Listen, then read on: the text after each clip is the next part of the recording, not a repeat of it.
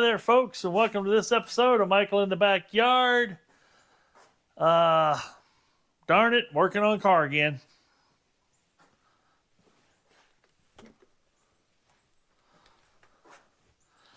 And it's a bummer, but I think the alternator went out on my wife's car. And this is a 2006 Lexus RX 330.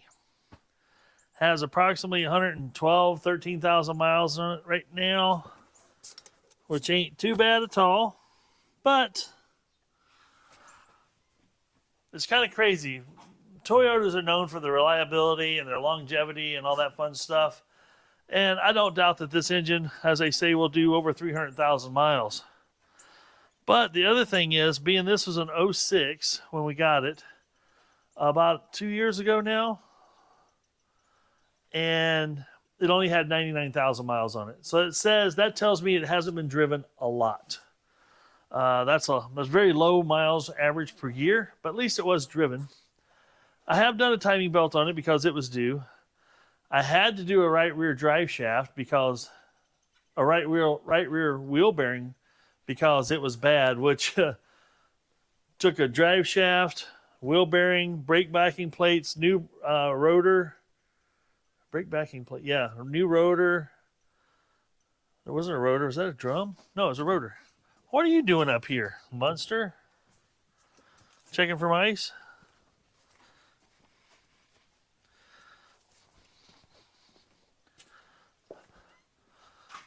Anyway, it took a lot of parts. It was about $800 worth of repair back there. Timing belt was normal. Timing, water pump, timing belt, your normal kit. I can't remember what that cost. $200 to $300, I'm guessing. Trying to remember now. Cats are always so curious. Anyway, then I did the rear struts. The rear struts were making a lot of noise. They make a lot of noise going up and down. They quit strutting. And we're just squawking. So we did that.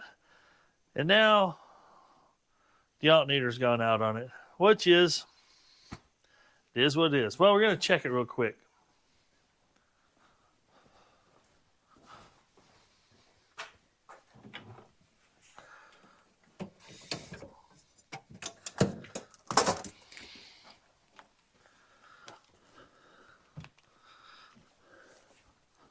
We'll get the old handy dandy. Now this, obviously I drove it around here. It's been sitting for 2 weeks as a result of my wife and I went to get in it one day to go to town, and the little battery light on the dash was on.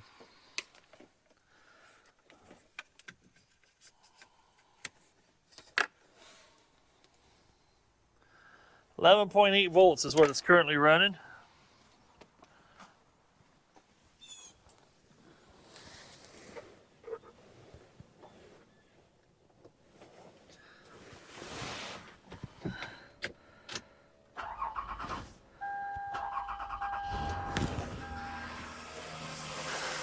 The fact that it'll start and run with less than 12 volts is pretty good. Yeah, now we got 11.2 volts. So that just tells you the alternator's putting out diddly.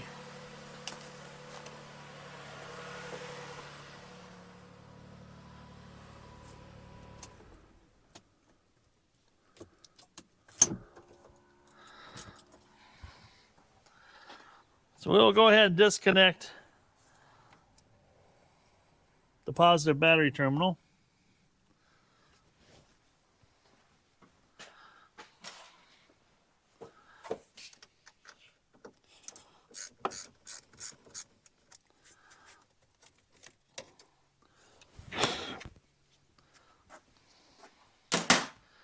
I'm going to try to get you in here to see as much as we can, but the view down in here is terrible. So as you can see, the alternator is right here, and this is still original Toyota alternator in here. Now I've disconnected the positive battery terminal. Negative you can leave hooked up. There is a belt tensioner right down. I'm gonna see if I can get my finger lined up on it so you can see it.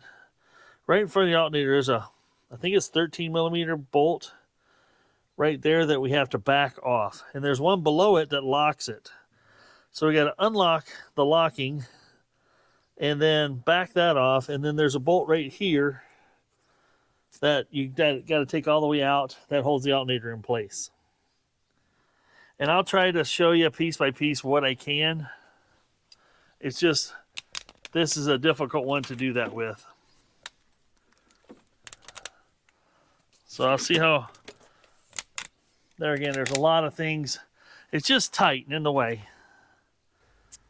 Some of this I was capable of getting at from the bottom, but I do have a new alternator and a new belt to put on. There's part of me that wants to take this motor mount loose because that's going to be so tightly trapped in there. I think I'm going to. I think it's going to make my life easier.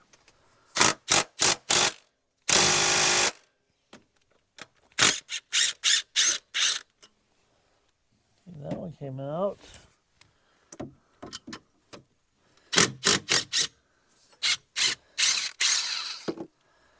Yeah, that's that brace that goes there. How far down does that brace go? Well, that's cool because that brace just looks like it holds the bracket there. I think this might have been the wise choice. We'll see. Got quite a bit of stuff out of my way.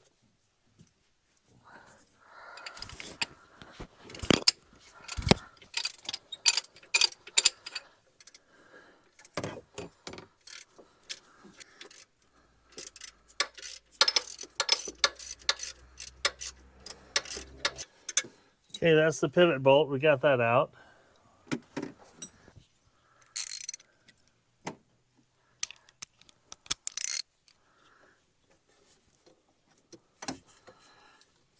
There's just no room to get my hands in here. We take that brace out.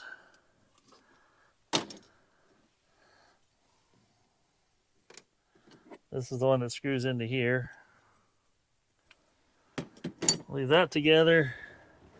That exposes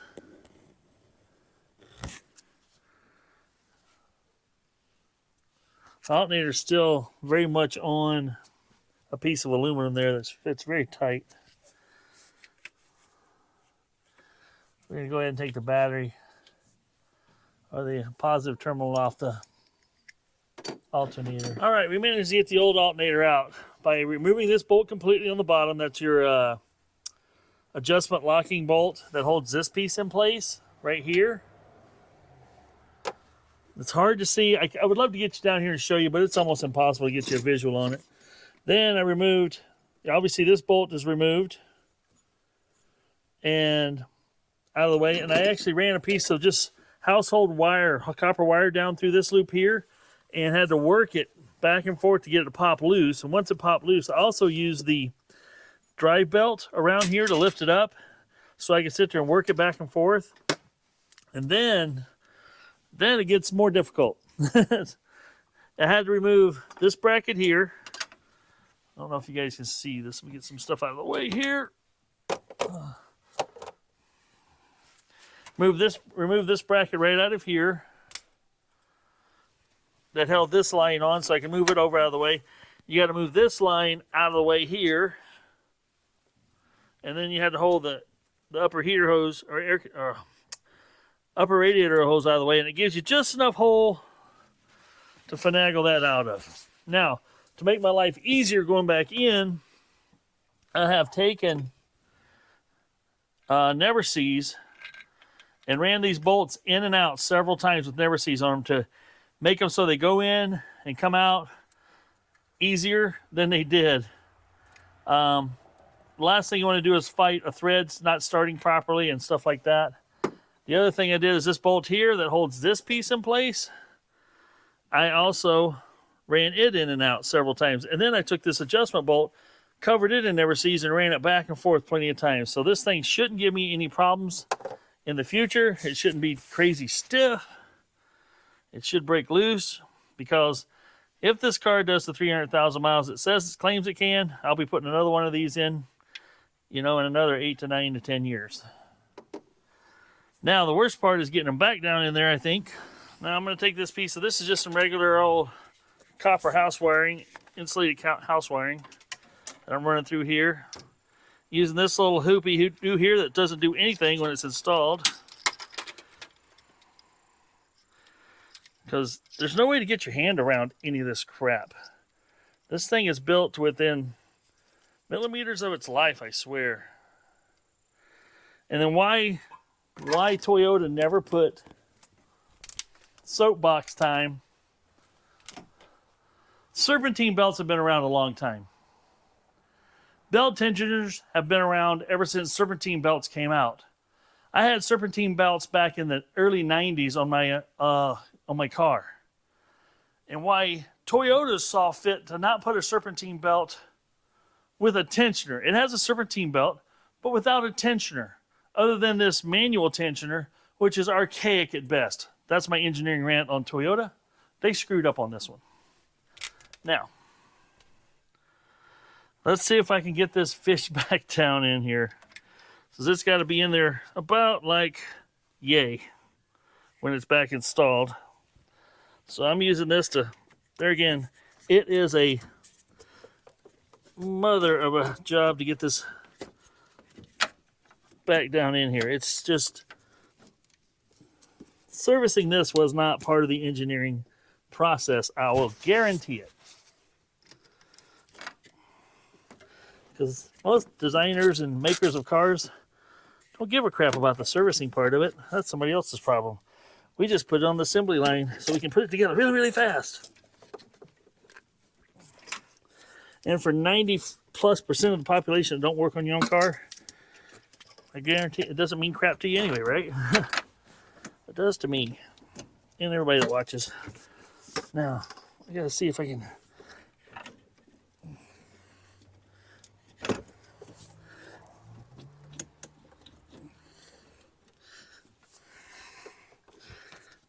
Now, if the radiator was out of the way, that would make life a lot easier, but we're not doing that. That's a lot of stuff I don't want to get back into. The fact that I can sneak it in and out this way, we're gonna do it. Oh, we're almost there. Come on, baby. See, now I can hang it by this wire and sneak it on down the rest of the way into its location, maybe.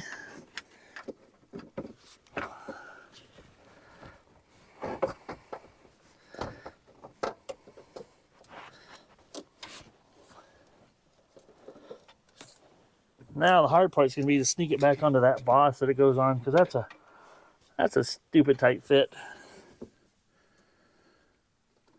And I know why they did it. They did it because there's not a lot of other bracketry and bracing holding this thing in place. It's just that bolt and the bottom bolt. And so it's relying on the tight fit to do whatever it needs to do. So we'll wrestle this back in. All right, folks. I'm not going to sugarcoat this.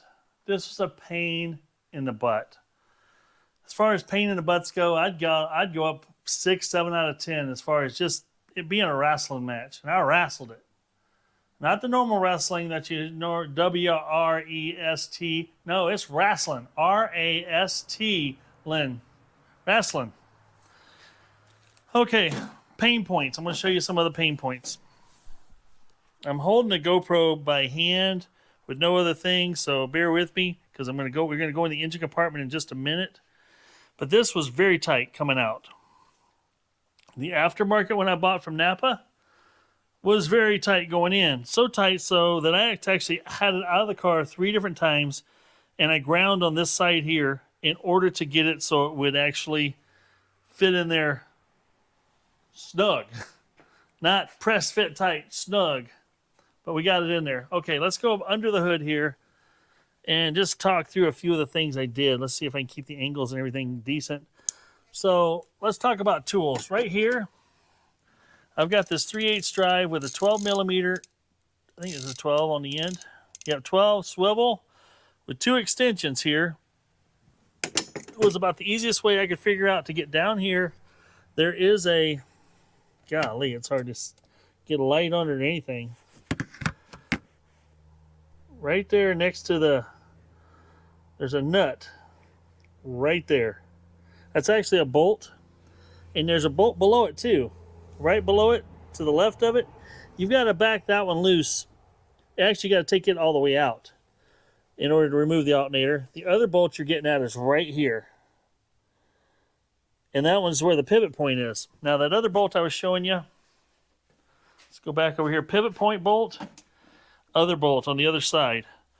This goes into a block that bolts this block onto it that has threads on it. Where that threads is where this,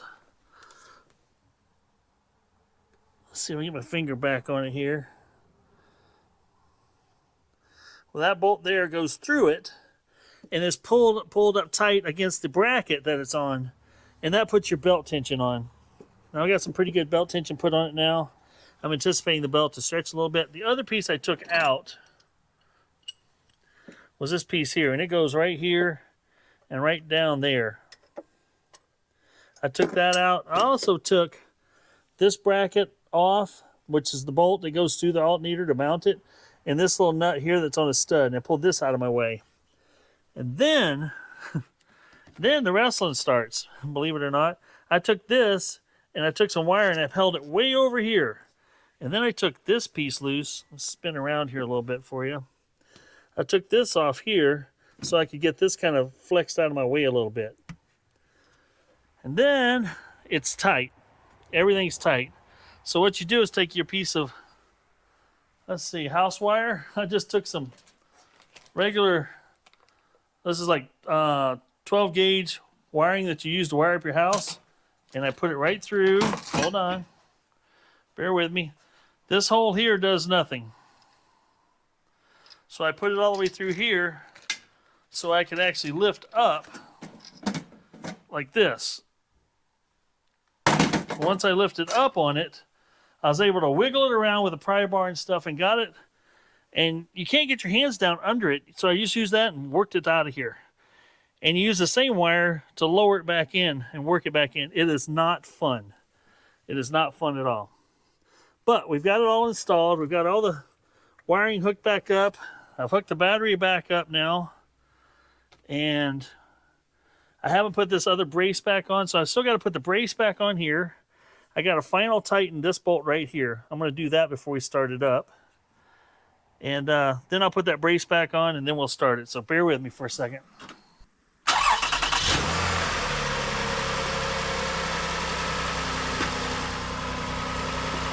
Remember we had only like 11.2 volts before? I'm looking for something a little bit better than that now.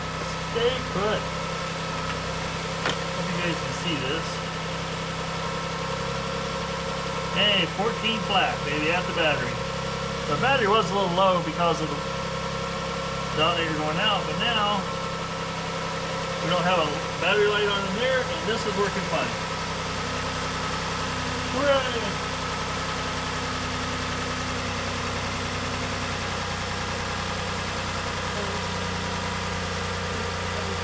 It's done, love.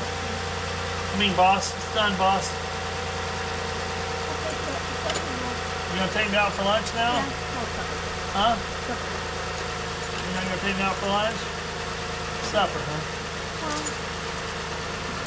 pizza ranch. Huh? Pizza ranch. Yeah. You don't want it? Yeah. Alright. Are they open before 5? Have to check. Well, I got through that one, folks. The car works perfectly fine. My wife and I took it to dinner tonight, and the battery's charging up like it should. Thank goodness. As you saw, it's putting out 14 volts, and no belt chirp, no anything going on. Those aren't fun to do. They're not impossible to do, and yeah, I'd do it again if I have to, but I'm hoping I don't have to for a while. That one was, I don't know, my fingers got a little beat up on that one, let's just say. Made me bleed my own blood. It did. Well, hope you guys found that informative and helpful. This is Michael saying if it ain't broke, fix it till it is. We'll see you in the next video. Good luck on your car. I'm out.